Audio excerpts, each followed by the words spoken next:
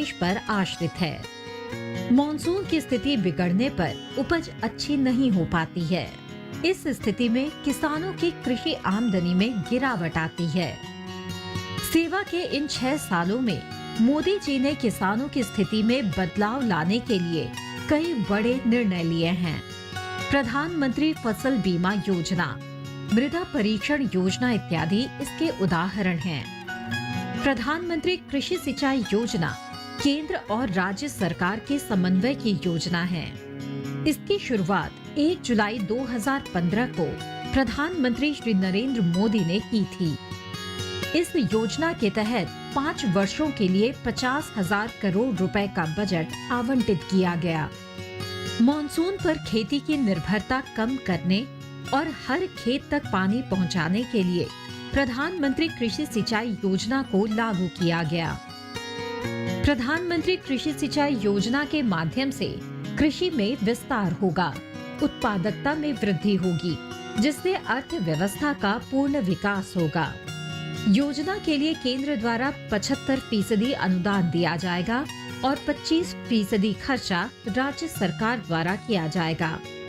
प्रधानमंत्री कृषि सिंचाई योजना का प्राथमिक उद्देश्य देश में सिंचाई प्रणाली में निवेश को आकर्षित करना, देश में खेती योग्य भूमि का विकास और विस्तार करना, पानी की बर्बादी को कम करने के लिए खेत में पानी का उपयोग बढ़ाना, पानी की बचत करने वाली तकनीकों और सटीक सिंचाई को लागू करके प्रति बूंद फसल में वृद्धि करना है।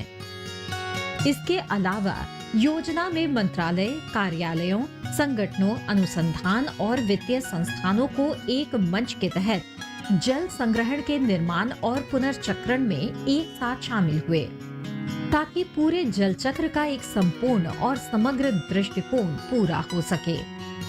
लक्ष्य सभी क्षेत्रों में पानी के बजट के लिए दरवाजे खोलना है।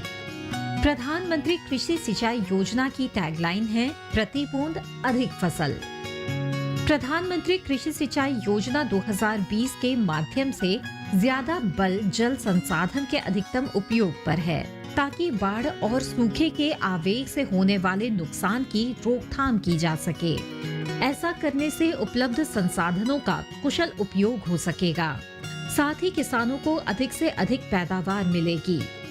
प्रधानमंत्री कृषि सिंचाई योजना 2020 के जरिए किसानों की आय में भी बढ़ोतरी होगी। ये प्रधानमंत्री कृषि सिंचाई योजना देश में हर जगह पानी मुहैया कराएगी और देश के फसल राशन को बढ़ावा देगी। ये देश के किसानों के जीवन स्तर में सुधार करेगी। इस प्रधानमंत्री योजना के तहत प्रति फसल योजना के अंतर्गत अधिक फसल जल प्रबंधन प्रणाली का प्रबंधन करेगी। क्षमता निर्माण, प्रशिक्षण और जागरूकता अभियान, जिसमें कम लागत वाले प्रकाशन, पिको प्रोजेक्टर का उपयोग और कम लागत वाली फिल्मों को सामुदायिक सिंचाई सहित तकनीकी, कृषि और प्रबंधन प्रथाओं के माध्यम से संभावित उपयोग के जल स्रोत को प्रोत्साहित करना है। प्रधानमंत्री कृषि सिंचाई योजना 2020 की पात्रता में लाभ उठाने के लिए किसानों के पास कृषि योग्य भूमि होनी चाहिए। इस योजना के पात्र लाभार्थी देश के सभी वर्ग के किसान होंगे। प्रधानमंत्री कृषि सिंचाई योजना के अंतर्गत सेल्फ हेल्प ग्रुप्स, ट्रस्ट, सहकारी समिति, इनकॉर्पोरेटेड कंपनियां, उत्पादक कृषकों के समूहों के सदस्यों और अन्य पात्रता प्राप्त संस्थानों के सदस्यों को भी लाभ प्रदान किया जाएगा। इस योजना का लाभ उन संस्थानों और लाभार्थियों को मिलेगा जो न्यूनतम 7 वर्षों से लीज एग्रीमेंट के तहत उस भूमि पर खेती करते हों। कॉन्ट्रैक्ट फार्मिंग से भी ये पात्रता प्राप्त की जा सकती है।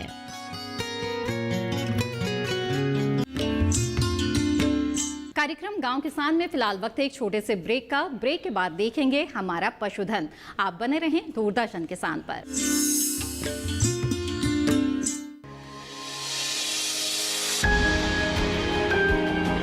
सहेजें कण कण को,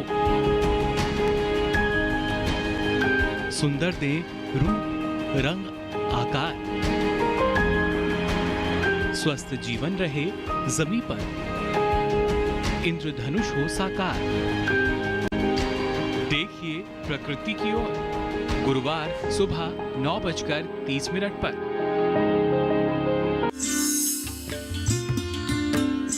ब्रेक के बाद आप सभी का फिर से स्वागत है कार्यक्रम गांव किसान में। और अब बारी है हमारे अगले सेगमेंट हमारा पशुधन की, जिसमें आज हम बात करने जा रहे हैं मधुमक्खी पालन के बारे में। जी हाँ, ये एक ऐसा व्यवसाय है जिसे किसान कम लागत में शुरू कर सकते हैं, लेकिन इससे बहुत ही अच्छा मुनाफा कमा सकते हैं। मधुमक्खी पालन से शहद, प्रोपोलिस, रॉयल जेली जैसे कई सारे उत्पाद किसानों को प्राप्त होते हैं, जिनकी अच्छी बाजार मांग रहती है। और इसके साथ ही किसानों के लिए अच्छा मुनाफा कमाने का रास्ता भी खुल जाता है। वहीं खेती किसानी के साथ साथ अगर मधुमक्खी पालन किया जाए तो फसलों में भी उत्पादकता में बढ़ोतरी होती है। यानी कि ये ऐसा व्यवसाय है किसानों को कई तरह से लाभ ही लाभ हैं। तो आइए विस्तार से जानते हैं मधुमक्खी पालन के बारे में।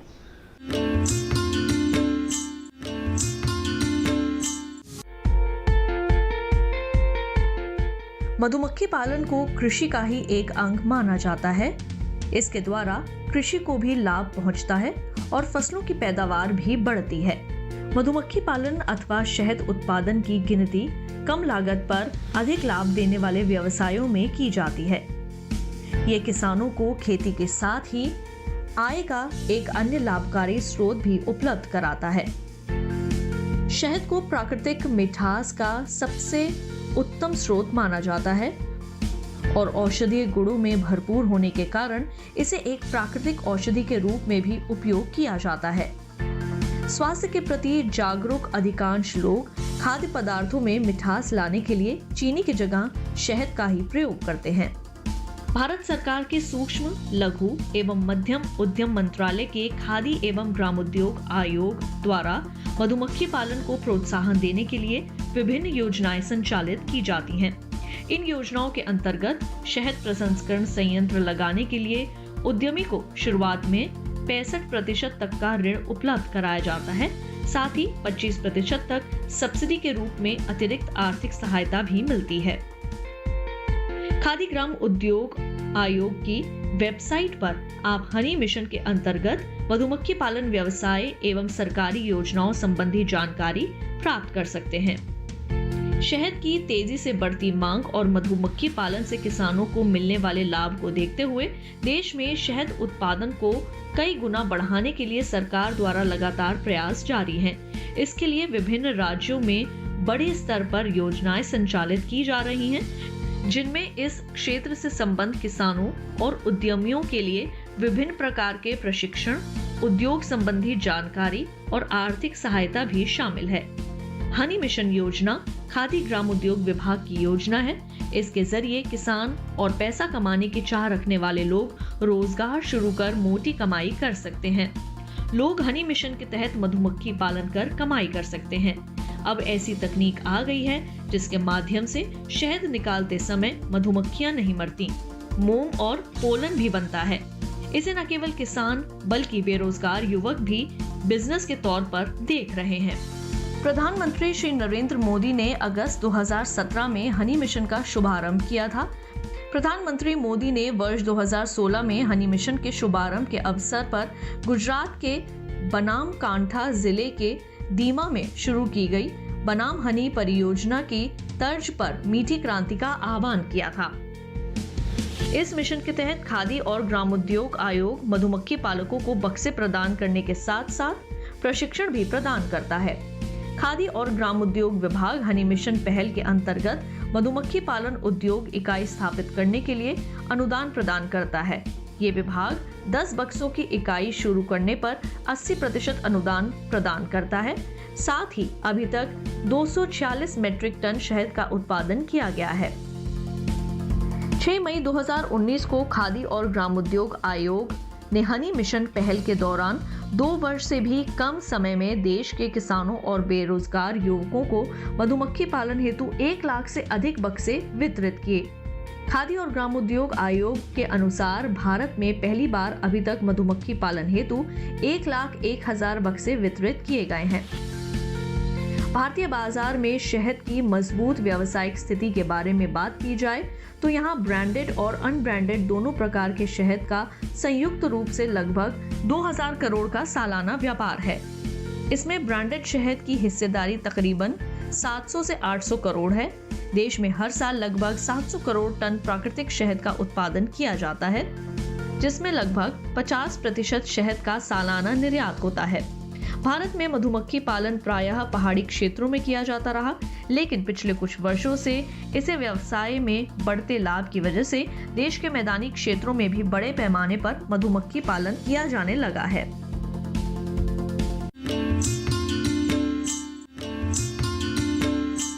पशुओं से अधिक उत्पादन प्राप्त करने के लिए जरूरी है मौसम के अनुसार उचित पशु प्रबंधन। तो आइए देखते हैं क्या कहता है इस माह का पशुपालक कैलेंडर।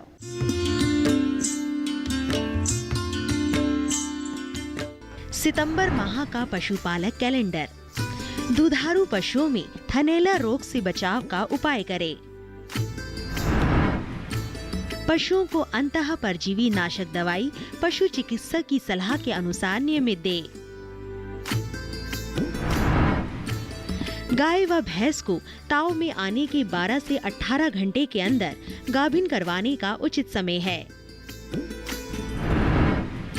बरसीम की बिजाई इस माह के अंतिम सप्ताह में शुरू करें।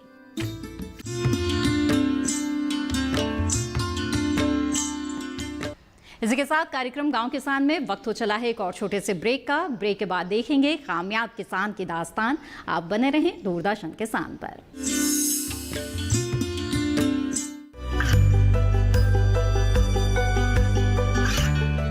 गांवों और पिछड़े क्षेत्रों में सरकारी योजनाओं की जानकारी पहुंचा। देश में कौशल और क्षमता विकास कर ग्रामीणों को सामाजिक बदलाव और विकास से जोड़ने की दूरदर्शन किसान की पहल चौपाल चर्चा देखें सोमवार से शुक्रवार सुबह 9 बजे।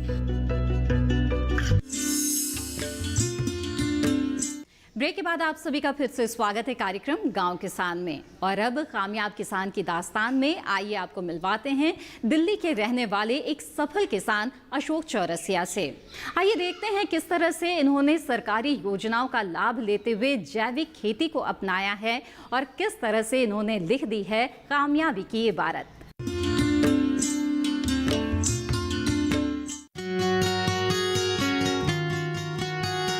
आज के समय में ज्यादातर बीमारियां खराब खान-पान की वजह से होती हैं। दरअसल हमारे देश में हरित क्रांति के आगाज ने बीजों से लेकर खेती के नए तौर तरीके और खाद की खुराक को चुस्त करने का काम किया, जिससे हम खाद्य सुरक्षा की तरफ तो बढ़े, पर भोजन की पूरी परिभाषा में खरे नहीं उतर पाए। रासायनिक खादों के अंधाधुंध इस्तेमाल से एक तरफ जहां भोजन में आवश्यक तत्वों की कमी हुई, वहीं दूसरी तरफ खेती में ऐसे तत्वों का उपयोग बढ़ा जो शरीर के लिए घातक हैं। ये सब हुआ मिट्टी के मिजाज के कारण, जिसे हमने रसायनों से बीमार कर डाला। CSE centre for science and environment की state of India's environment 2017 report के मुताबिक देश की करीब 30% जमीन खराब या बंजर होने की कगार पर है। ये कृषि के लिए मूलभूत खतरा है। राजस्थान, दिल्ली, गोवा, महाराष्ट्र, झारखंड, नागालैंड, त्रिपुरा और हिमाचल प्रदेश में 40 से 70% जमीन बंजर बनने वाली है। लेकिन मौजूदा केंद्र की सरकार ने इस पर गंभीरता से विचार किया। यही वजह है कि सरकार के प्रोत्साहन से अब ऐसे किसानों की संख्या में तेजी से बढ़ोतरी हो रही है, जो रासायनिक खेती को छोड़कर जैविक खेती की ओर अपना रुख कर रहे हैं और अच्छी पैदावार लेकर अच्छा मुनाफा कमा रहे हैं। उन्हीं में से एक नाम है दिल्ली के रहने वाले अशोक चौरसिया जी का, जिन्होंने जैविक खेती करके अपनी एक अलग पहचान बना ली है। अशोक चौरसिया पूरी तरह से ऑर्गेनिक फार्मिंग करते हैं और अपने खेतों में रासायनिक खादों की जगह गोबर, गोमूत्र और कुछ घरेलू सामग्री के प्रयोग कर अपने खेतों में धान, फल और सब्जियां उगाते हैं। अशोक चौरसिया बताते हैं कि ऑर्गेनिक फार्मिंग में गोबर जैसे खादों के इस्तेमाल से लागत में काफी कमी तो आती ही है, साथ ही इससे फसलों की गुणवत्ता में भी काफी फर्क पड़ जाता है। इसके अलावा आज के समय में लोग अपने स्वास्थ्य को लेकर काफी सजग हो चुके हैं, जिससे बाजारों में जैविक तरीके से उगाई गई फसलों की न सिर्फ मांग ज्यादा है, साथ ही इससे किसानों को कई गुना ज्यादा मुनाफा भी होता है। आज भारत के जैविक उत्पादों की अमेरिका, यूरोपीय संघ, कनाडा, स्विट्जरलैंड, ऑस्ट्रेलिया, इजराइल, दक्षिण कोरिया, वियतनाम, न्यूजीलैंड और जापान में भी भारी मांग है।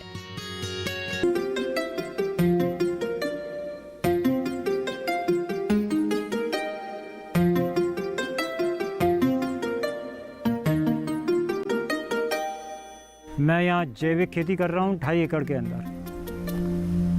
इस फार्म को 6 साल से मैं डेवलप कर रहा हूँ।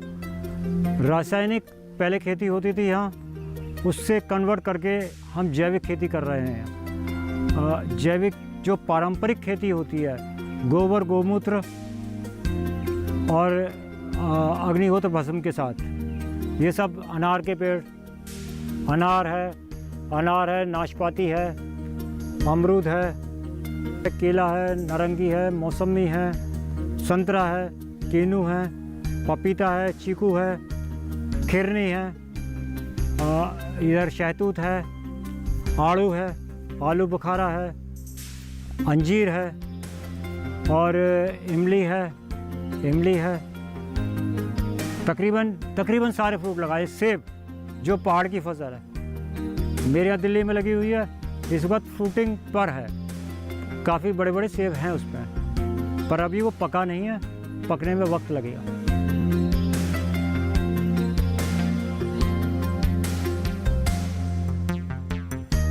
ये आड़ू के पेड़ हमने कुछ लुधियाना से लिए थे और कुछ हमने पूसा से लिए थे। ये सर्दियों में लगाया जाता है, ये दिसंबर जनवरी के अंदर लगाया जाता है। 2 साल के अंदर इस पर फ्रूटिंग चालू हो जाती है। दिसंबर के अंदर डोरमेंट हो जाता है, फरवरी एंड के अंदर इसके अंदर फल चालू हो जाता है और बहुत सुंदर फल आया है। फूलों से डाली भर जाती है, जैसे आलू बुखारे का पेड़ डाली भर जाती है फूलों से, वैसे ही आड़ू के अंदर डाली पूरी फल भर जाती है।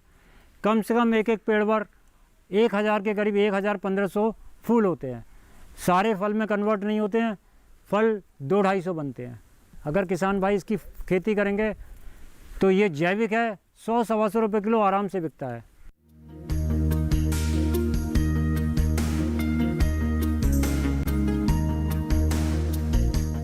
जो मार्च में लगाई गई है, घिया है, तोरई है, भिंडी, टिंडा, करेला, मिर्चें, बैगन, प्याज और मूंग की दाल लगाई है। यहाँ लोबिया लगा रखा है हमने, टमाटर लगा रखा है और ग्वार लगाई है। सबके अंदर इस वक्त सब्जी लगी हुई हैं।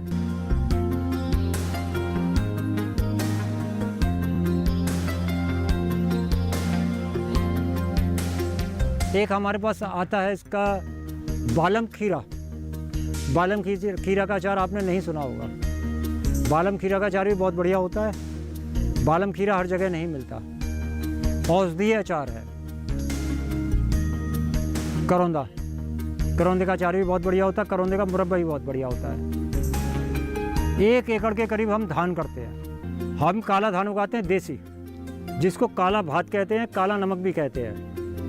ये थोड़ी पुरानी वैरायटी है, देसी वैरायटी है। बहुत अच्छा रहता है, न्यूट्रिशन बहुत ज़्यादा है इसमें और ये नुकसान नहीं करता। इसके अंदर विटामिन्स, मिनरल्स बहुत ज़्यादा हैं, एंटीऑक्सीडेंट बहुत ज़्यादा हैं और ये दिल्ली में आसानी से नहीं मिलता। किसान भाई इसको उगाकर मुझसे बीज ले सकते हैं। किसान भाई इसको उगाकर 300 रुपये किलो तक बेच सकते हैं इसको। इसकी फसल और धान से ज़्यादा अच्छी होती है।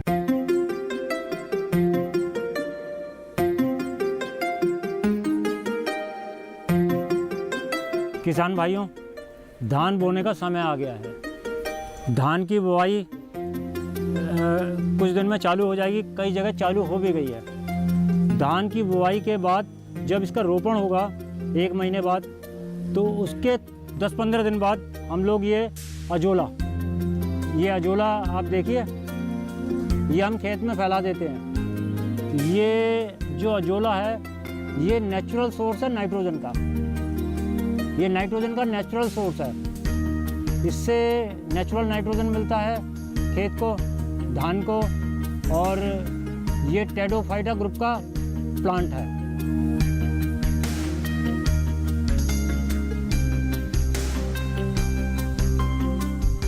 एक एकड़ के करीब हम धान करते हैं। हम काला धान उगाते हैं देसी, जिसको काला भात कहते हैं, काला नमक भी कहते हैं। ये थोड़ी पुरानी वैरायटी है, देसी वैरायटी है। बहुत अच्छा रहता है, न्यूट्रिशन बहुत ज़्यादा है इसमें, और ये नुकसान नहीं करता। इसके अंदर विटामिन्स, मिनरल्स बहुत ज़्यादा हैं, एंटीऑक्सीडेंट बहुत ज़्यादा हैं, और ये दिल्ली में आसानी से नहीं मिलता। किसान भाई इसको उगाकर मुझसे बीज ले सकते हैं। किसान भाई इसको उगाकर 300 रुपये किलो तक बेच सकते हैं इसको। इसकी फसल और धान से ज़्यादा अच्छी होती है।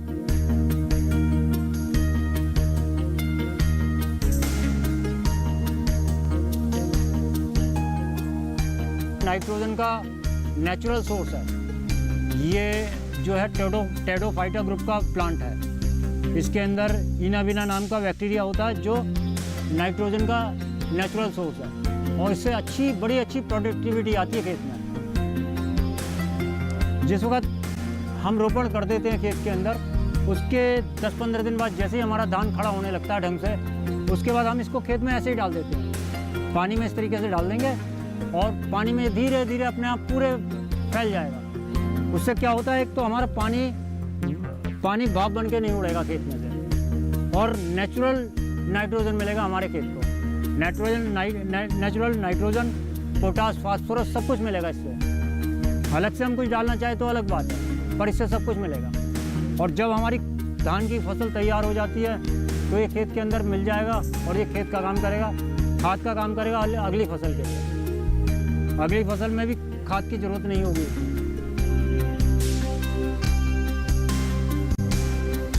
इसी के साथ कार्यक्रम गांव किसान में आज बस इतना ही।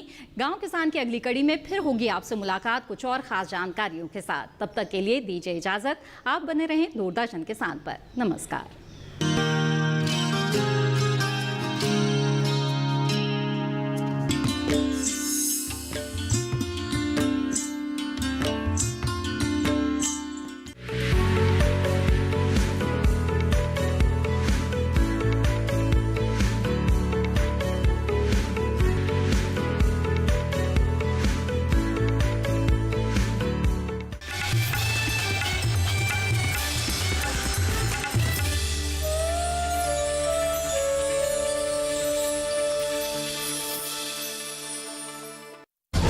इस सोमवार मिलेंगे लखनऊ की शोभा रानी से, जिन्होंने पारंपरिक व्यवसाय में आधुनिक बीज बोए और दूसरों के लिए एक प्रेरणा बन गईं। देखिए हौसला, सोमवार शाम 4:30 बजे सिर्फ डीडी किसान चैनल पर। अरे कमाल की बात करती हैं आप। मैं अपनी साली को मिलने जा रहा हूँ, तो बने ठने बगैर कैसे जा सकता हूँ? तो मेरे साथ ब्लॉक नहीं आ रहे? आज तो नहीं, कल परसों चलते हैं ना। अरे नहीं, मेरा आज ही जाना जरूरी है यार। अरे इतना भी क्या जरूरी है? ज्वार, बाजरा और मक्का, अरे सबकी बुआई अब आ गई है, और कुछ सरकारी नई स्कीम जो आ रही होंगी उनका अपडेट भी मिल जाएगा। गांव हंटर बाबू का देखिए सोमवार से शुक्रवार रात 8:30 बजे। आज आप लोगों ने यहाँ एकत्रित होकर ये साबित कर दिया है कि मेरे देश का किसान मेहनती तो है ही, साथ साथ अब वो जागरूक भी हो गया है।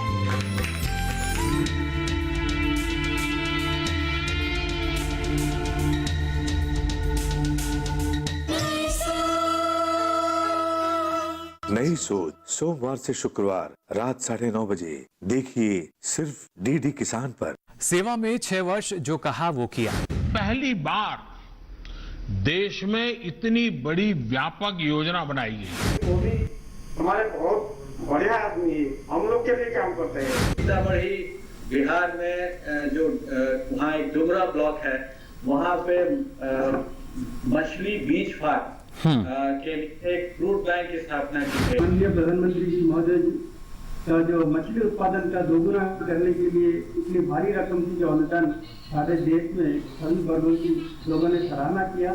सेवा में 6 वर्ष, जो कहा वो किया।